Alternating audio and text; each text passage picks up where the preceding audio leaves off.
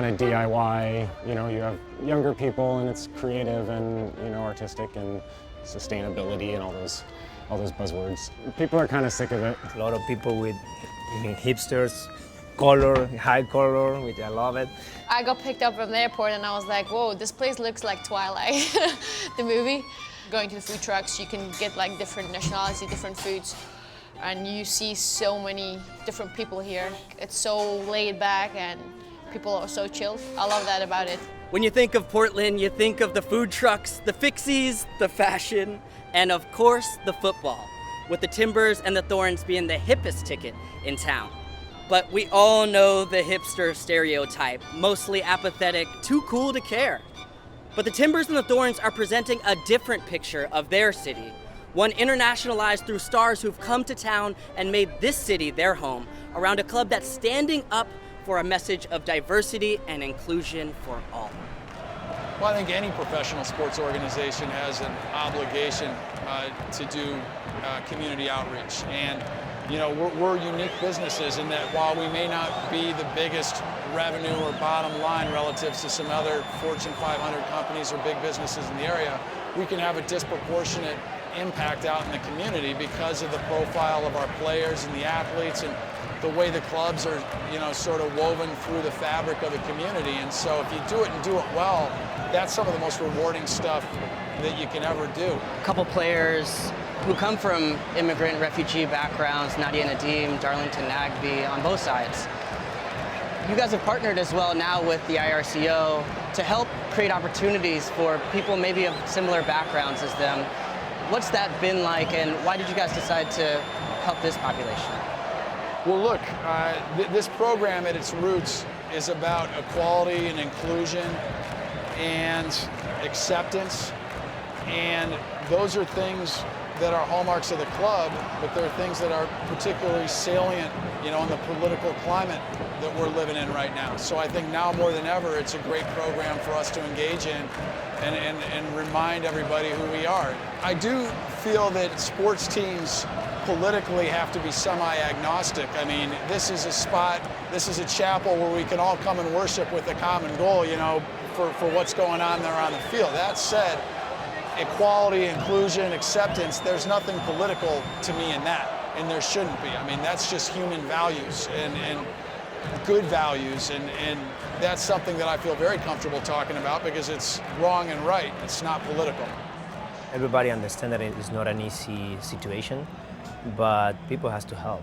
People has to help. It has to be there for people who needs, you know, and obviously for kids. Kids are really important, you know. It's not easy to live the day by day, you know, on the streets in Buenos Aires, most likely, you know, in the whole parts of Argentina, but maybe find a different experience, and MLS, it was the opportunity. And we took it because my wife wanted to live in a place where, you know, gives us the opportunity to see Connie growing up good, and we made a decision. Do you play soccer at all? Yeah. Who's better, you or your dad? You! I just want to play for the U.S. national team. Right. There you go. Yeah, yeah. Everything, you will do everything. I mean, I'm born in Lanús, I grew up there. Portland has been my second house, to be honest. And when I'm playing, I'm trying to show how thankful I am to this city and to this club. The first title, I was so happy when that happened. I mean, I was so happy. I can't say it in words. You had to live it, and I have everything in my heart. Obviously, these people deserved it. These people deserved it, and they're in the game. Yeah, no. That's unique in USA, I think. Yeah. I mean, there's some crowds, but they are in the game. Yeah. I mean, they're tifos. A lot of people, the Specials. You know the Specials, the group, the band from England. I think they're from England. About racism, they are very important in that way because they were black people and white people in the band. Really good, and it's beautiful. I mean, our fans are very creative. Well, you see in the crowd people from all different backgrounds, rainbow flags, a lot of messages around. That's very Portland, right? That's very important. I mean, that's you know, inclusion. It's to be united and to be united by the club, you know what I mean, and by the community. So for me, it's beautiful. I love it. Hi. Hi. How's it going? Good, how are you? Good. I've got like 8 scarves on now, yeah. Well, this one I got outside the stadium. If you're tired, you're poor, you're huddled masses, yearning to breathe free. That's nice. I like That's cool, right? Yeah. Char, the speed enough on Kamar Lawrence, who couldn't clear it away. Diego Char on the deck, Valeri! There's the play they needed! There's Diego, too.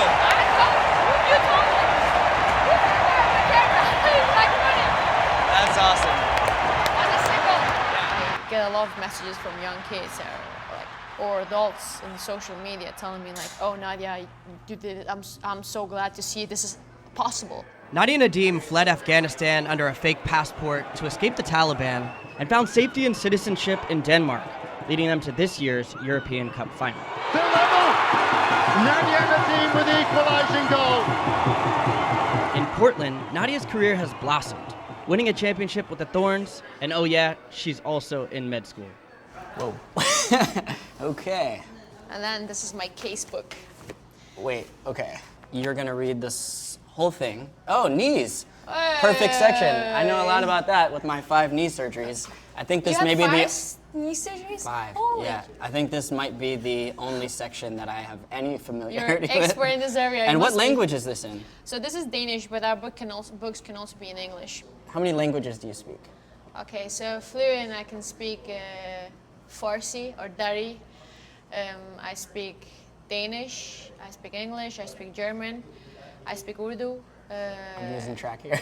Yeah, my French is not that great. Wow. Yeah, I'm smart. I feel... can you say the movement in Farsi or The movement? one of the languages? Yeah. Oh, the first. Yeah. The movement. Yeah, actually, I used to live in a really protected environment in Afghanistan. My mom was working. My dad had like a really high position in the Afghan military.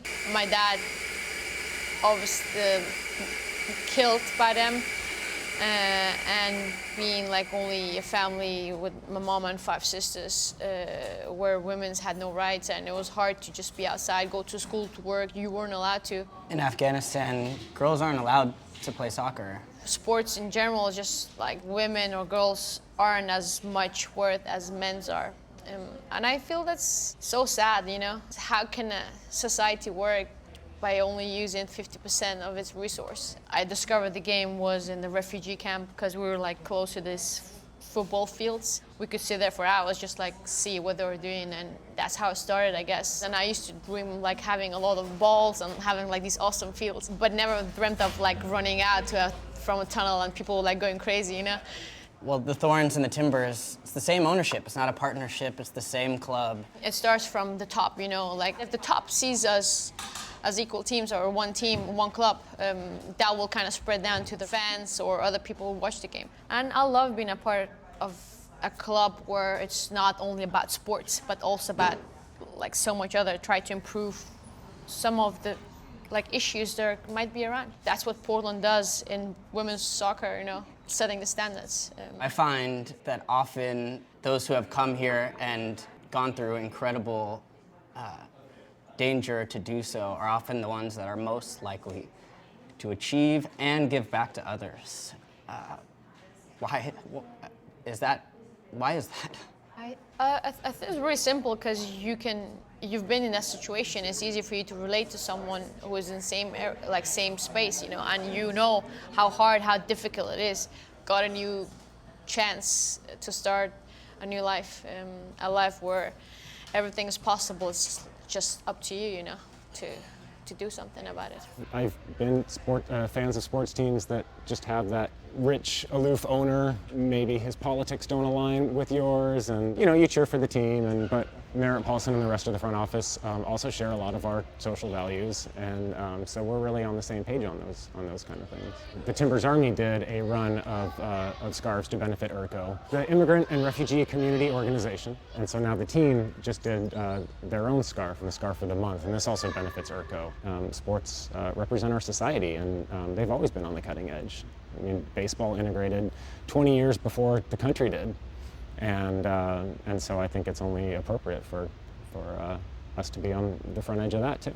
The Timbers Army doesn't stand for any sort of hatred or bigotry, racism of any kind against any sort of group.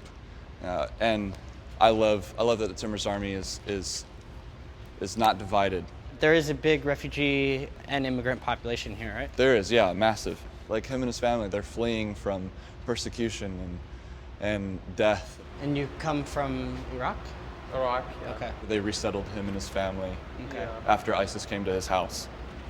Yeah. I lived in Iraq, like it was really nice, I like it.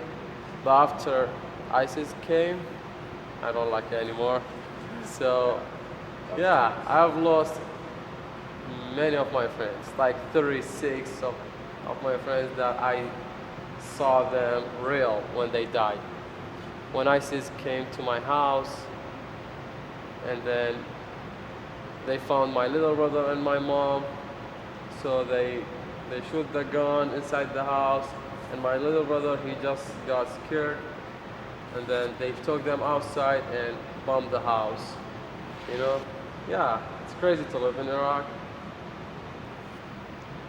So, yeah, and I like it here. What makes this country great is what has always made this country great. We are a nation of immigrants, and I want to be very explicit. We stand in stark opposition to those who stand against our immigrants and our refugees. We will fight for you. We will stand with you. And you are welcome here. Like a rose that grew from the concrete, these clubs, this city, are on a mission. The Timbers and Thorns have won championships and are striving to win more. But they're also standing up for a message of inclusivity away from the field. Starting with the owner, reflected by the players like Diego from Argentina or Nadia from Afghanistan, and embraced by the supporters, like Scott from Timbers Army, who works with the IRCO to help refugees come to Portland, find a home and a sense of community around the beautiful game. This is Rose City, and this is their concrete. And for anyone that wants to come, this is your home.